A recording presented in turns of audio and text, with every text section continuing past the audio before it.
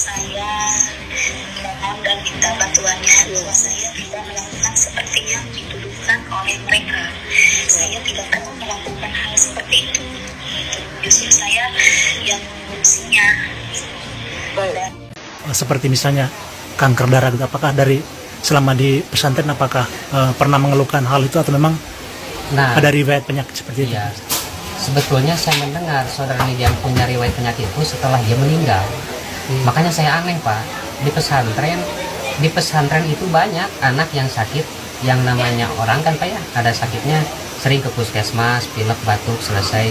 Kalau Nijama nggak pernah. Karena selama dia mondok di sini, selama dia 7 bulan, yang kesini cuma 2 orang yang besuk gitu ya. Pertama Pak Haji Iset, kedua saudara Anwar Setibi ayahnya. Yang kesini cuma itu aja. Ada lagi yang ketiga saudaranya itu namanya Wasair. Belum pernah ada yang bilang itu punya riwayat sakit, belum pernah. Artinya si ibu tirinya pun belum pernah mengunjungi ponpes ini? Belum pernah menitipkan, belum apalagi datang ke sini belum. Berarti sebelum pulang dari ponpesnya sempat bermain sepak bola bareng juga sama? Iya, itu kan acara perpisahan ya Pak. Ini salah satu guru SMP-nya gitu. Pada waktu itu kan anak-anak hari Selasa mau libur, nah itu Seninnya main bola biasa. Apalagi pas hari liburnya ada dokumentasinya juga, itu paling ceria di jam. Ya, yang namanya anak mau libur kan pasti ceria gitu. Semuanya ceria. Bisa chatting kalau meninggal tinggal dimakamin, fix itu aja udah aneh. Ibu kandungnya Nizam akhirnya sekarang udah didampingin kuasa hukum. Intinya bapaknya Nizam ini juga agak sas ya. Belum kejadian, si bapaknya ini bilang sama mamanya kalau si Nizam ini ada sakit di paru-paru, mohon doanya. Omongan kalau mau dimakamin di makam dekat kakeknya. Aneh ya, kok bisa ya? Biasanya kalau anak sakit kan kita harapannya cepat sembuh. Ini kok membayangkannya ntar kalau meninggal dimakamin di mana? Ternyata ada video di mana detik-detik sebelum dibawa ke rumah sakit itu kok udah kayak menggigil, demam, matanya balik ke atas, katanya pengacaranya di podcast. Gak tanda-tanda bahaya tapi tetap gak dibawa ke dokter, seolah-olah semacam dibiar. Nah guys, tadi mungkin kalian sudah melihat beberapa info terkait dengan kematian dari Nizam Syafi'i. Nah ini ada beberapa info lagi yang harus kita lihat. Yang selanjutnya ada hati-hati yang komentar guys, karena sekarang ayahnya Nizam ini sedang memantau dan akan melaporkan kalau kalian komentar yang aneh-aneh, karena dia merasa dia paling benar ya. Kedua istrinya, mantan istrinya dan ibu tiri adalah orang-orang yang salah gitu guys ya, atas kematian dari Nizam guys. Menurut kalian gimana nih guys, apakah pernyataan itu benar apa tidak yang tadi ya, dan terkait bahwasanya beliau ini pernah melakukan KDRT kepada mantan istrinya? Nah ini kita lihat seperti apa infonya, kita lihat dan komentari seperti biasa. Buat kalian baru mampir jangan lupa dibantu subscribe Uki Gavin supaya kalian ketinggalan update terbaru yang lagi viral ya. Dan aku juga ada channel kedua itu Uki Gavin Reaction, jangan lupa juga bantu subscribe. Nah ini kita lihat seperti apa infonya guys.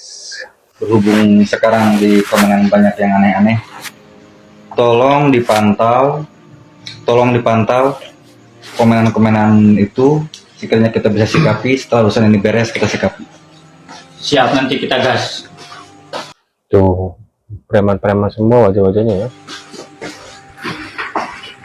Aduh Papa, bahkan bukan ratusan lagi Pak yang komen, ribuan bahkan jutaan, mungkin se-Indonesia, mungkin se-Indonesia atau se-Jawa Barat lah ya. Aduh Pak, ngeri Pak kalau kayak gitu Pak. Makanya teman-teman kalau komen hati-hati, lagi dipantau sekarang. Yang upload ini gimana Pak? Konten kreator, bahkan bukan puluhan atau ratusan konten kreator, mungkin ribuan Pak yang upload nih. Aduh saya juga ngeri nih.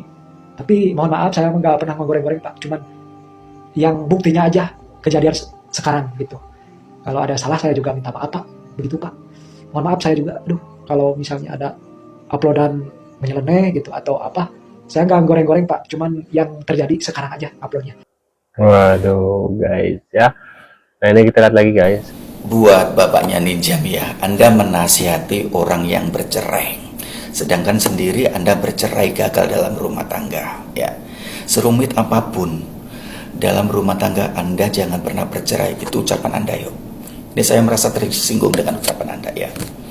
Anda sendiri bercerai dengan mantan istri Anda. Serumit apapun, kenapa Anda sendiri bercerai? Kenapa sendiri Anda tidak mempertahankan rumah Anda? mempertahankan rumah tangga Anda? Logik nggak? Kalau Anda menasihati orang yang bercerai sedangkan sendiri Anda dalam rumah tangga, Anda tidak bisa mempertahankan rumah tangga Anda sendiri, Anda bercerai. Dan korbannya anak. Betul apa yang Anda katakan. Dan ini yang menjadi korban anak Anda sendiri kan? Hasil perceraian kalian, hasil keegoanmu, ya. Anakmu sakit, Mas. Tapi banyak pemberitaan katanya kamu capek, lelah, penat. Jangan menasihati orang sekiranya kamu masih bersalah. Ya, jangan menggurui orang dirimu selagi dirimu belum betul, ya. Muhasabah diri. Belajar untuk memperbaiki kesalahan diri sendiri, ya. Saya faham sama kamu. Nasihati dirimu sendiri kalau ingin jadi lelaki yang benar. Pantesan aja 12 kali nikah. Mau Nih, ternyata mau kondok ya, 12 kali nikah. Wah, 12 kali nikah. KDRT semua sekarang pansos di podcast Densu. Aib sendiri diumbar-umbar parah. Kata orang terjemahin dong, nggak ngerti bahasa Sunda. Mau kondok. KDRT pula. Ini harus diusut. Ada yang nggak paham tentang tulisan, ini aku jelasin ya. Oke, ini aku artiin ya kakak. Aku lihat si abang ini sibuk ngonten terus. Perasaan gak ada ngeliat ngaji waktu almarhum meninggal. Bahkan gak ada lihat ke pemakaman waktu almarhum dikebumikan. Lalu dengar kabar bahwa tidak mengeluarkan uang sepeser pun untuk mengurus mayat. Untung aja ada saudaranya Kades yang mengurus semuanya. Lalu sama saudaranya ini gak akur, pernah berantem bawa-bawa golok. Untung aja saudaranya itu baik, tidak dipermasalahkan. Nah, lalu menikah dengan ibu tiri ataupun istri yang sekarang itu karena uang. Jadi punya mobil, punya motor itu punya istrinya. Saya masih saudara sama si bapak ini.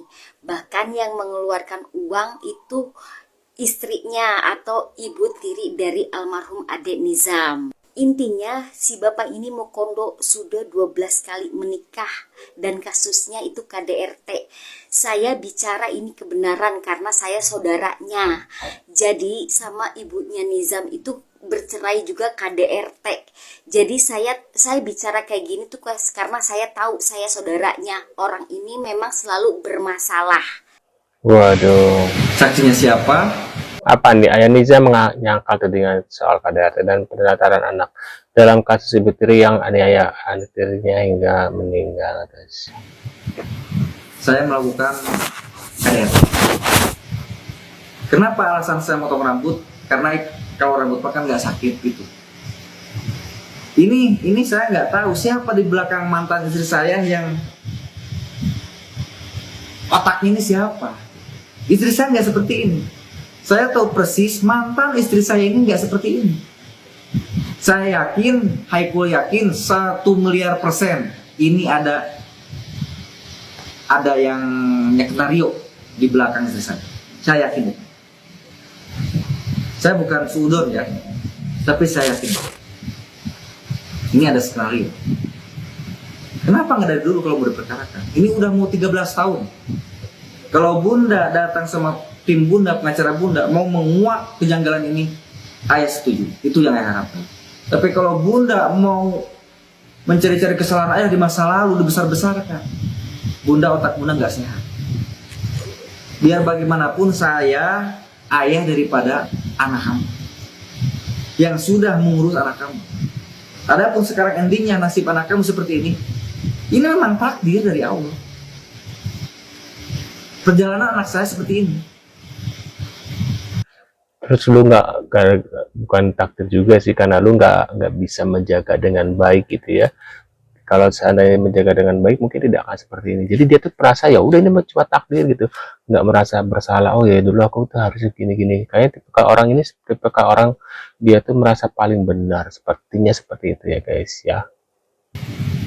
Jangan sampai nanti, karena ayah juga nggak sendiri Bun, ayah juga ada pengacara. Jangan sampai nanti malah manjang, jangan sampai nanti pengacara ayah juga berituntut. Harapan ayah, sekalipun anak saya sudah nggak ada, saya baik-baik aja dengan ibunya, dengan keluarga ibunya. Kalau seperti ini, nggak tahu. Nggak tahu cara berpikir bunda tuh kemana, nggak tahu. Harapan ayah, ayo kita bareng-bareng menguak kejanggalan ini. Anak bunda, anak saya meninggalnya tidak wajar. Ayo kita kuat. Ada apa ini? Kalau itu yang dilakukan, saya setuju bunda. Tapi kalau bunda bikin statement seperti ini, ayah menyayangkan. Bunda tidak sayang sama anak. Ayah baru datang dari Polres. Dari asar sampai lewat isya ayah ini banyak ditanya. Jadi justru bunda yang pansos mau terkenal tiba-tiba dengan momen seperti ini. Bukan saya.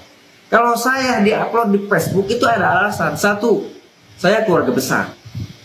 Nomor WA-nya sudah pada nggak ada. Keluarga saya yang dari mama dari Garut, dari Bandung, dari Tasik. Untuk menginformasikan ke keluarga saya, apa salahnya saya pakai Facebook? Waduh, dan dia merasa tidak bersalah ya. Ya harusnya kan dalam kondisi seperti ini ya setidaknya ya berapa minggu lagi lah gitu ya keluar-keluarnya begitu guys. Apalagi ya baru banget gitu ya kasusnya.